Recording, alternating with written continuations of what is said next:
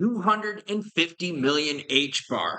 Brad Garlinghouse is super excited about something. I'll share it with you. We might not get CPI data next month because of the government shutdown. I've got the latest. We'll talk price action and XRP beating BNB in market cap. I say lots of naughty things, so here's your warning. Buenos tardes, muchachas and muchachos. I've got something special for you. And you're like, bro, your background looks different. You bet your butt it does, because I'm somewhere new. If you want to see what that special super surprise is, check out my second channel. It's linked down below, and I'll have it at the end of the video.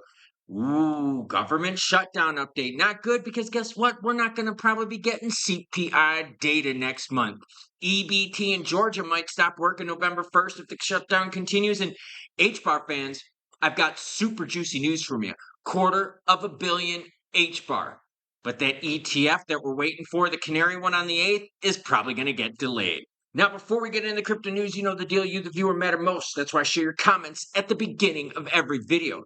That's right, I'm dedicated to you, bringing you the news while even on vacation. And I am somewhere different. Where am I? Minute Dog says, yo, that big crash is looking like it was a test. I got emails from Moomoo and Weeble, which I don't even use. Just paper traded for a month or so 2 years ago. Also emails from Coinbase and Apple. Dude, I've got tons of emails as well. I'm up to 5 now that I've gotten from exchanges out there. They're definitely planning something with all of these people doing maintenance at the same time. And I put maintenance in quotes. I bet you these exchanges are getting ready for the massive influx of trading that's going to happen when the government reopens and we start talking about regs and ETFs. By the way, love the courtyard I'm in. If it were to rain right now, I would get soaked. Yes, I'm in a courtyard house. Adrian Bennett's dropping some support on the channel, some pounds, which means this gentleman is from across the pond. Thank you, Adrian. He says, thanks. Just got another Englishman giving money to a German, just like before Brexit, but my country is screwed and hope to move before the Civil War for freedom. Choo choo. Well, I appreciate that. Yes, my parents are both German. With a name like Klaus, you know that's the deal. Thank you again, kind sir. Let It Ride says, I heard Jim Cramer is rooting for the LA Dodgers. Dude, the Dodgers are fucked, man, if that's the deal. All right, altcoin season index.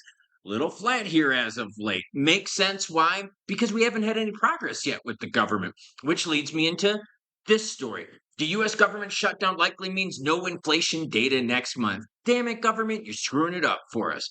Because surveyors cannot be deployed to the field, the White House has learned there will likely not be an inflation release next month for the first time in history.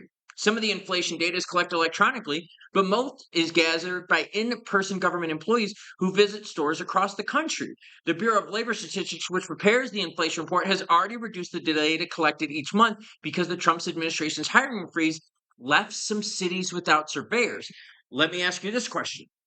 How would you drive your car if your fuel or speedometer gauge didn't work? Oh, you would drive it cautiously, wouldn't you? That's right. So what do you think's going to happen to the economy and the bigs out there when we don't have any data to work with?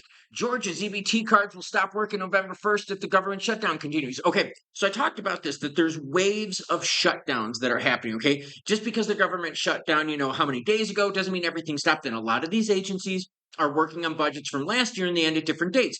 For instance, the EBT one in Georgia ends November 1st. There's a whole bunch of them around November 15th and a whole bunch of them around December 1st. So as more of these programs come to a halt, I bet you that's going to put a heck of a lot more pressure on on the Senate Republicans and Democrats to start working together.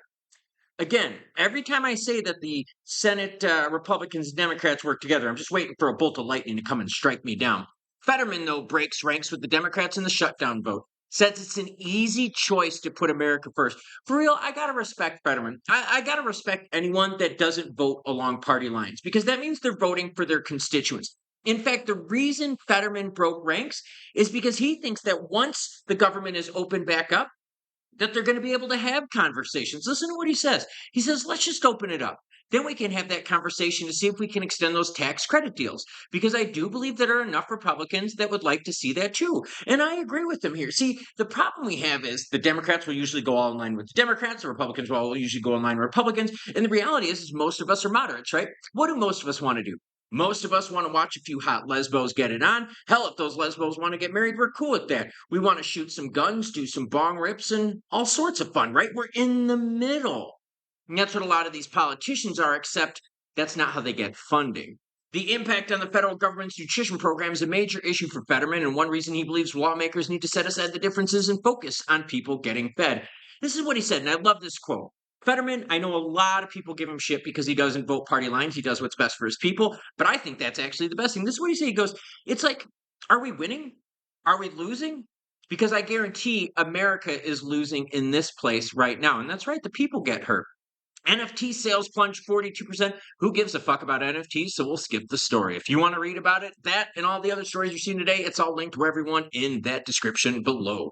HBAR sees a $42 million staking influx. Holy shit. Listen to this story, HBAR fans. Hedera's HBAR coin might shine among the blue chip altcoins as a rapid spike in staking was spotted. Holy shit. Look at this. 250 million HBAR worth $42 million was put up yesterday. That is insane. This HBAR deposit is likely preparing to field for a higher staking demand for the Hedera network. Okay. But is there something else going on? And again, with all these exchanges being shut down, it makes you wonder, do the exchanges know that the shutdown is going to end soon? Now, volume for crypto is absolutely anemic and bulimic. We're at $84 billion. This is like the slowest Saturday we've seen in a while. But then again, the exchanges are getting ready for some maintenance, so we kind of get it, don't we? Yeah, we do. Rest of the crypto market is looking fairly healthy right now, price-wise. ETH is getting close to that 4,000 mark. BNB is over 1,100. Sol is just under 2. And XRP is, well, we're going to talk about it now. Why? Because XRP's market cap is beating BNB. In fact, check it out. 826 million versus BNB's 155. I'm sorry, that would be billion. My bad, guys and gals. 155 billion, 274 million. So they've got about a half of $1 billion lead on BNB. Now, here's a stat you need to pay attention to. Over the last 60 days, BNB has been blowing the doors off of XRP. BNB up 25%, XRP down.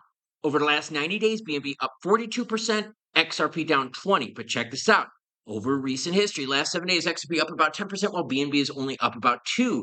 The market is starting to rotate, right? BNB may have played its peaks, and now it appears that XRP is the one to play. Now, why would XRP be the one to play? Well, we got to go to my man, Brad Garlinghouse, Twitterverse. This is what he says. With today's close of Hidden Road, now Ripple Prime, Ripple has announced 5 major acquisitions in 2 years. GT Treasury last week, Rail in August, Standard Custody in 2024, Medico in 2023. As we continue to build solutions towards enabling an internet of value, I'm reminding you that all XRP sits at the center of everything Ripple does. Lock in. Juicy views. Look at this. 2.2 million views in that. In fact, I'm going to give it a little bit of a like-a-roning right there, and I'm going to post it. And actually, what I'm going to do is I'm going to repost it. And yep, we're going to move to price action. Why? Looks pretty good for the week, doesn't it? In fact, if we go to the day, what do we notice? Okay, we started breaking up there, getting close to that 265 mark. Now, granted, we got a little bit of a pullback, but I love the trend that I'm seeing. Now, look at the volume for XRP, 3.74 billion. That's actually fairly healthy right now for a Saturday. I'm not going to throw any poo-poo at that at all. XRP beating BNB as of late, and the best thing about it is what? We got a shit ton of ETFs coming. Brad Garlinghouse talks about the 5 major acquisitions. And remember, those acquisitions in XRP can only fully roar once we get regs. And when is that going to happen? Well, if Fetterman is right and Fetterman's telling us what the rest of the Dems should be doing, let's get to that table, let's open up, and then we can start talking about extensions. Pretty cool courtyard view, isn't it? Yeah, I will give you an Airbnb tour on the second channel. Again, it's linked in the description below. Notice I'm pimping it out? Yeah, because I'm trying to beat someone in subs. That's right. You know, the thing with Brad being excited about the 5 acquisitions, I'm with him on that. The big problem is you can't do a lot of the stuff until we get the regs. We've seen that stable coins have exploded, and why? Because we got regaronis. So that being said, we just gotta wait. And Fetterman is saying, look, Dems, come to the table. Let's just open the government so that people can get fed. We got to get these programs open back up. And again, what he's saying is this. Let's at least open the government back up, and then we can negotiate everything that's going on. So Will we see 6 more Democrats break the ranks and join the Republicans? Because remember, we need 60 votes and we've only had 54. Remember, the odds they'll still have us is the government shutdown lasting until mid-November.